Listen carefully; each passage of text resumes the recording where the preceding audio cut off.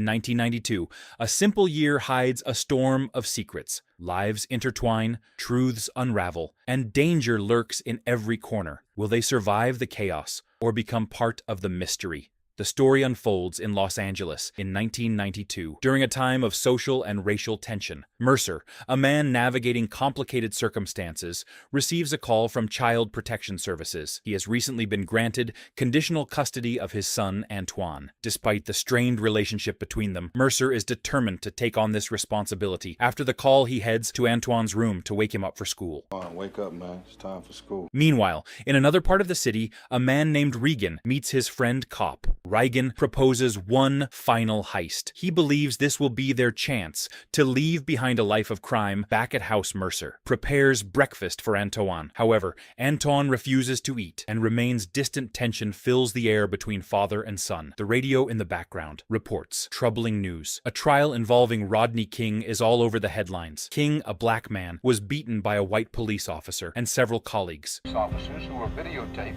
repeatedly beating an unarmed man. The case sparks outrage and grabs the attention of the black community. Mercer tries to connect with Antoine. He hopes to close the emotional distance between them, but Antoine, still angry, demands answers. He accuses Mercer of abandoning him during his childhood. He also says Mercer was absent when his mother had the accident. Mercer listens at first. He takes in Anand's anger, but things get worse when Antoine mutters an insult under his breath. Mercer, frustrated by the disrespect, raises his voice. He sets a strict curfew for a 9. He tells him, the unrest surrounding the Rodney King case is why it's necessary. Meanwhile, Regan picks up his brother Dennis. They head to see their father, a man known for his harsh ways. This Friday night at Bob's. Is he ready? Yep. Regan uses the visit to explain their planned heist. He wants to show Dennis that the plan can work in another part of town. Mercer visits a grocery store while shopping. He notices a group of young thugs harassing the Asian cashier. Their behavior unsettles him. He steps forward and speaks calmly, asking them to stop bothering the woman. Hey, watch your mouth. Watch your fucking mouth, nigga. But instead of backing down, the thugs become aggressive. One of them pulls out a gun and presses it against Mercer's head before the situation gets worse. An older man named DeVille intervenes. He pulls the thugs back and scolds them harshly. For their actions, he reminds them of Mercer's importance to the community in the past. Realizing their mistake, Devil apologizes to Mercer directly. During the conversation, Devil asks Mercer when he was released from prison. Mercer replies calmly, 6 months ago.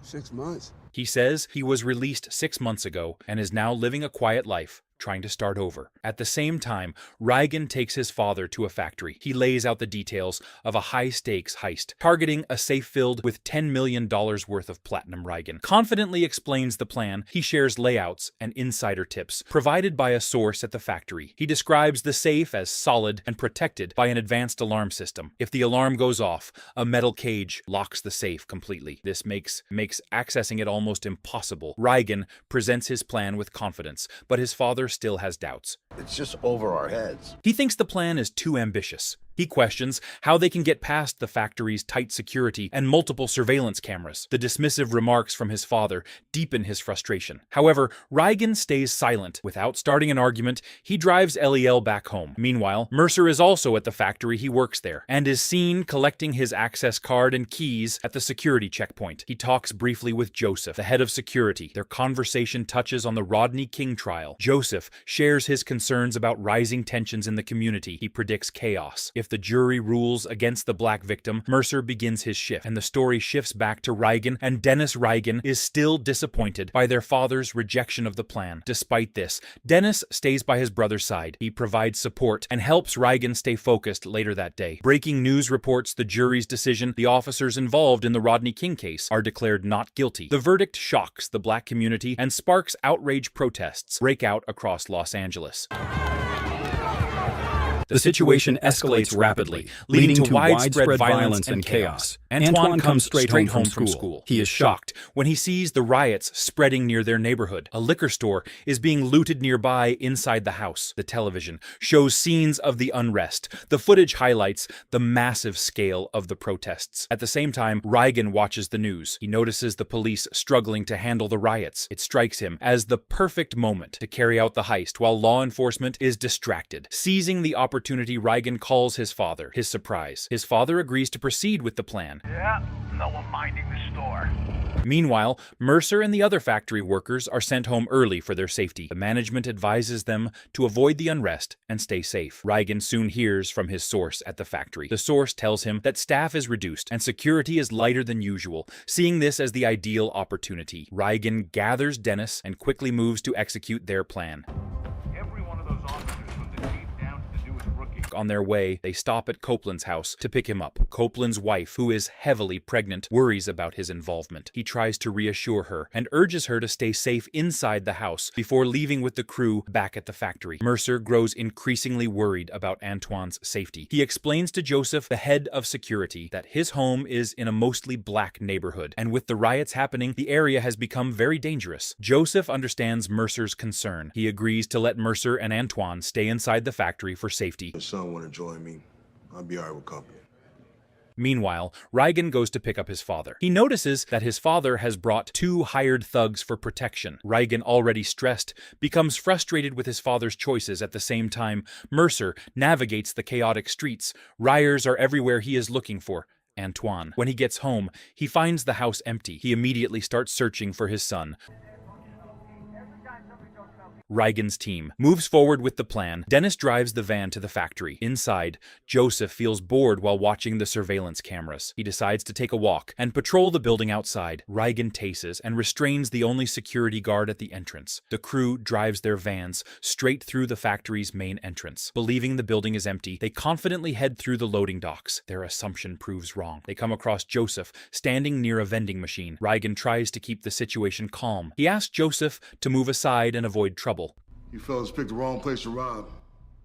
But before Reigen can de-escalate, one of his father's hired thugs acts impulsively and shoots. Joseph Reigen threatens the thug in retaliation. The thug, unshaken, counters with his own threat. The confrontation nearly spirals out of control until LEL intervenes. He reminds them all of their shared goal, the platinum they came to steal with tempers somewhat cooled. The thugs disable the factory's phone lines and surveillance systems. They then use a forklift to reach the safe room and begin setting up their equipment to crack the safe. In the midst of all this, Mercer finally finds Antoine. He spots him standing still outside a grocery store being looted by local rioters, furious and relieved. At the same time, Mercer grabs Antoine by the collar and pulls him away from the chaos. Without saying much, he leads him to the car at the factory. The thugs begin drilling into the safe with determination. Unbeknownst to them, Joseph regains consciousness. Despite his injuries, summoning his remaining strength, he drags himself to the security panel and presses the emergency button. This triggers the mechanism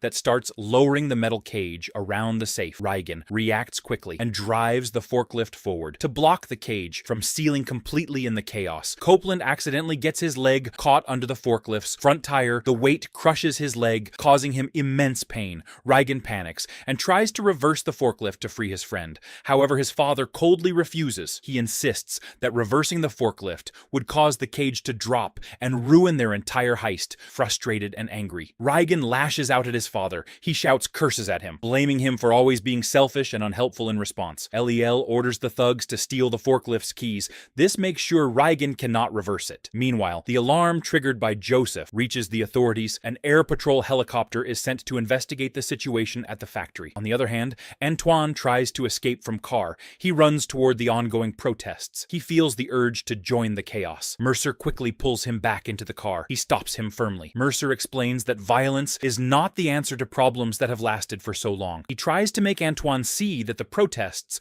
are only harming their own community. The protests are playing into what the authorities expect. Back at the factory, the thugs disable the alarm by cutting the remaining system connections to make sure Joseph won't interfere again. They shoot him once more, this time fatally with Joseph out of the way. They continue their efforts to crack the safe. Mercer and Antoine come across a disturbing scene. A group of black men is terrorizing an innocent white couple. Out of here, Mercer pulls over, gets out of the car, and steps in. He uses force to subdue the group and helps the couple escape. He urges them to leave quickly and ensures their safety before returning to his car.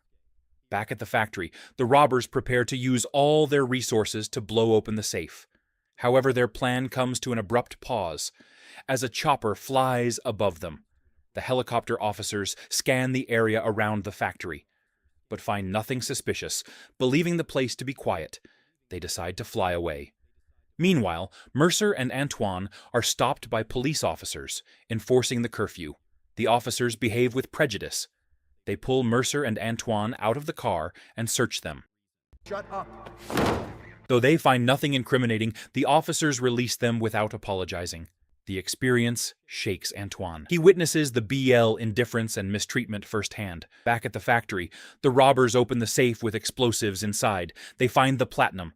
It makes the millionaires instantly. Reigen steps away to prepare the van for their escape. Dennis goes to the bathroom to clean the blood off his hands after the incident with Copeland. Around the same time, Mercer arrives at the factory with Antoine. As they approach, Mercer notices the main security guard is missing. This feels unusual to him, despite his suspicions. He enters the building and tells Antoine to go to the bathroom, since the boy mentions he needs to use it inside. Antoine's sudden appearance startles Dennis. He instinctively points a gun at him. Meanwhile, Mercer finds Joseph's lifeless body, shocked and angry. Mercer grabs Joseph's gun and moves cautiously through the factory. Soon, the thugs spot Mercer and open fire.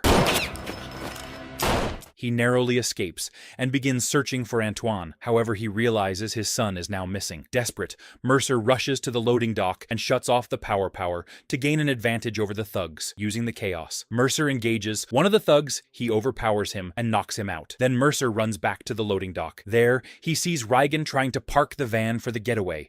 Mercer ambushes Reigen and knocks him unconscious with one punch. He drags Reigen away to interrogate him. Meanwhile, Dennis takes Antoine to his father Ariel. Questions Antoine in front of Copeland. Copeland is in great pain. After losing his leg, which had to be amputated, his cries grow louder. With every passing second, Mercer wants to understand the robbers' plans. He questions Reigen, but gets no useful information. Mercer starts to piece things together. He realizes they want the platinum. He sneaks into the safe room and sees Ariel threatening his son. Copeland's screams become too much for Ariel to bear. In a cruel act, he shoots Copeland several times, killing him. This brutal act leaves Dennis and Antoine in shock. Antoine convinces LOL that he only came to the factory to find his missing father, who works there. His explanation, along with his sincerity, moves L, enough to let him go unharmed. Unfortunately, the thugs return at the worst possible time. They report to LOL that someone has taken Reigen, angered by the news, becomes suspicious of Antoine. He calls the boy back and accuses him of lying about his father. His anger rises quickly. He decides to use Antoine as bait to get Reigen to keep the boy from escaping. He keeps Antoine close and sends the thugs to check on the van. The thugs inspect the vehicle and discover that the van's rotor is missing, making it immobile. Meanwhile, Mercer escapes from the safe room. He tries to signal a patrolling helicopter for help. Despite his desperate attempts to wave it down, the helicopter flies away without noticing him. Mercer gathers himself. Suddenly, one of the thugs ambushes him from behind. A fierce fight breaks out. The thug demands the stolen rotor, knowing it is needed to get the van running again. Mercer refuses. He retaliates and the fight escalates. Mercer manages to grab his weapon and shoots the thug. The impact sends the thug crashing through the safe room's glass roof. He lands lifelessly in front of Ariel and Antoine. Mercer quickly returns to Reigen and ties him. He sees the beaten and restrained man and feels some sympathy. Mercer understands the pain of having a father so heartless. He reveals a shocking truth. Ariel just killed a black member of his team in front of his son Reigen. Realizes it must have been Copeland, his close friend. The revelation turns him against his father. Meanwhile, LEL and another thug pour acid over the vault and various items in the room. The chemicals destroy any evidence. They pack the platinum bars into bags and prepare for their escape. They finalize their plans and begin moving out elsewhere. Den sits down with Antoine. He tries to gather information, asking Antoine if he knows where Reigen might be. Antoine swears he doesn't know anything. LEL realizes time is running out. He communicates with Mercer over the radio and proposes a deal. Mercer must come to the loading dock for an exchange. Unarmed, Reigen quickly warns Mercer that this is a trap. He explains that his father never leaves witnesses alive. Antoine's presence makes him a target, understanding the stakes. Mercer creates a counterplan. He convinces Reigen to cooperate at the loading docks. Dennis loads Theot into the van. Ariel retrieves the van's rotor and quickly fixes it. The van can now start. However, L's intentions turn darker. He decides to shoot Antoine for revenge. This is because Mercer killed one of his thugs earlier. The situation escalates fast. However, Mercer acts swiftly. He pushes Reigen toward the van for cover and opens fire. A chaotic shootout follows. During this chaos, Dennis is hit by a stray bullet. Despite being shot, Dennis helps load the remaining platinum into the van.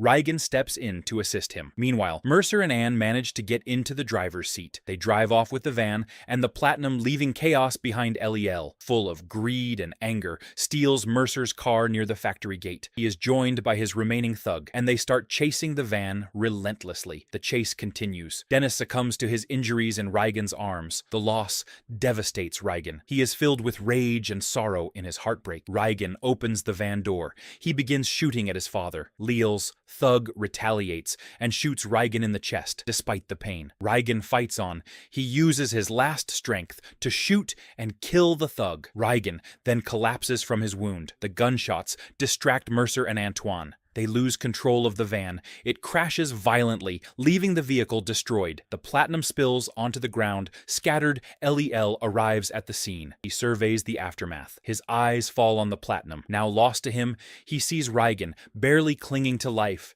In a rare moment of regret, approaches his son. He apologizes for failing as a father. However, the apology turns cruel. He shoots Reigen in the head, ending his life. Hearing the commotion, Mercer begins dragging himself out of the wrecked van. Lowell notices him and approaches with his gun prepared to finish the job. But before he can pull the trigger, Antoine shoots him from behind afterwards. Mercer hugs Antoine tightly. They are overwhelmed by relief. They just survived. Horrors together. They climb into a remaining car and drive away.